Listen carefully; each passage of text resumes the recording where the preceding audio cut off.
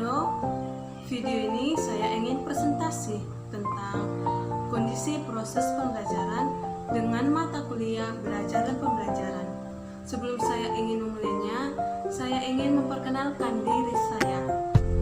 Perkenalkan, nama saya Gloria Nataliana Kutubulu dengan NPM 1901030077. Prodi saya Pendidikan Bahasa Inggris. Oke, saya akan memulainya.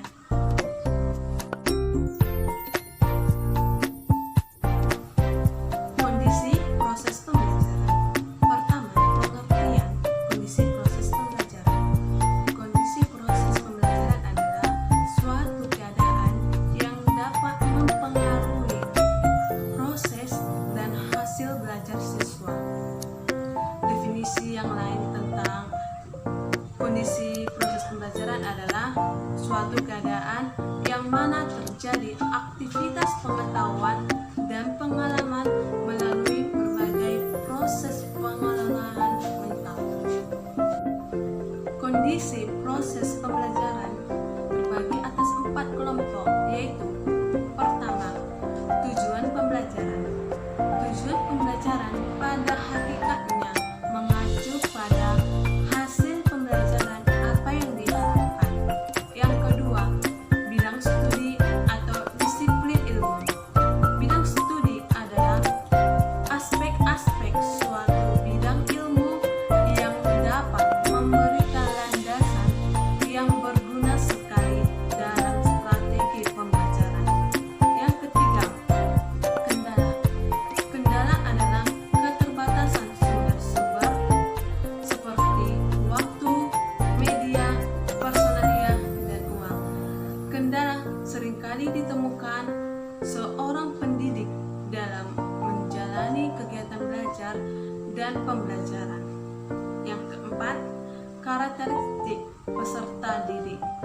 Karakteristik peserta didik adalah aspek-aspek atau kualitas perseorangan siswa seperti bakat, motivasi, belajar, dan kemampuan awal yang telah dimilikinya. Kondisi proses pembelajaran eksternal dan internal.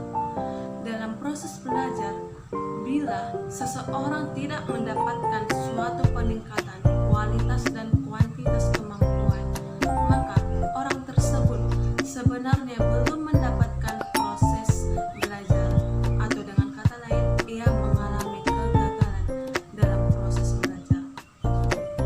Kita akan membahas dua kondisi internal dan eksternal. Pertama, kondisi internal. Kondisi internal terbagi atas dua, yaitu faktor jasmani dan faktor psikologis. Faktor jasmani meliputi faktor kesehatan, kebugaran. Siswa yang badannya sehat akan lebih baik hasil belajarnya dari siswa yang sakit. Yang kedua, faktor psikologis. Di antaranya yang sangat berpengaruh adalah inteligensi, perhatian, minat, bakat, motif, kematangan, kesiapan, dan kelelahan. Yang kedua, kondisi eksternal. Di dalam kondisi eksternal, kita akan membahas di dalam keluarga. Di dalam keluarga, yang menjadi penanggung jawab adalah orang tua. Sikap orang tua di dalam keluarga sangat mempengaruhi hasil belajar peserta didik.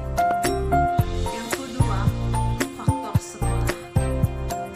Faktor sekolah juga tidak kalah pentingnya di dalam menciptakan kondisi pembelajaran yang baik, meliputi guru, sarana, fasilitas, kurikulum, disiplin, dan lingkungan sekolah. Yang ketiga, faktor masyarakat.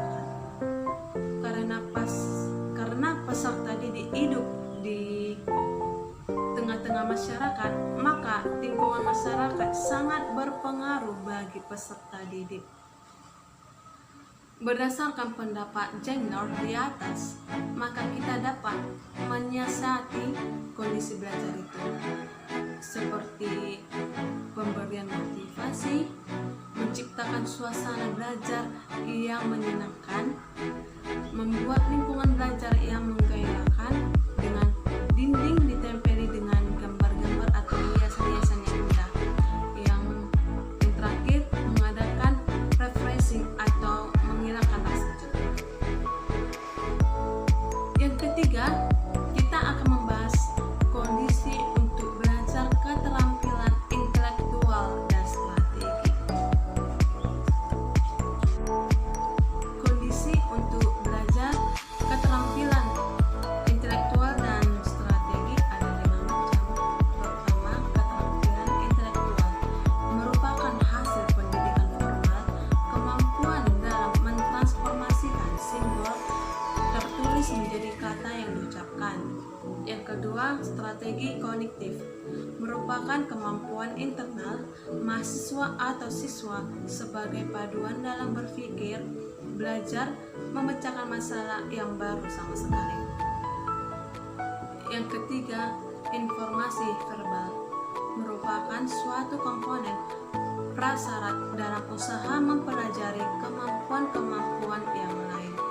Yang keempat, keterampilan motorik merupakan hasil belajar yang berhubungan dengan gerakan otot dan pada umumnya merupakan salah satu tujuan utama pengajar. Yang kelima, sikap.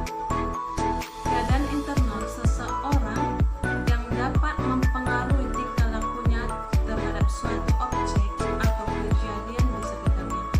Kondisi internal yang harus dimiliki mahasiswa dalam mempelajari sikap adalah pengetahuan atau keterampilan intelektual, keterampilan motorik, rasa kagum, atau respek terhadap orang yang mempunyai sikap positif. Oke, di akhir presentasi saya ingin memberikan kesimpulan. Kondisi proses pembelajaran adalah suatu keadaan yang dapat mempengaruhi proses dan hasil belajar siswa.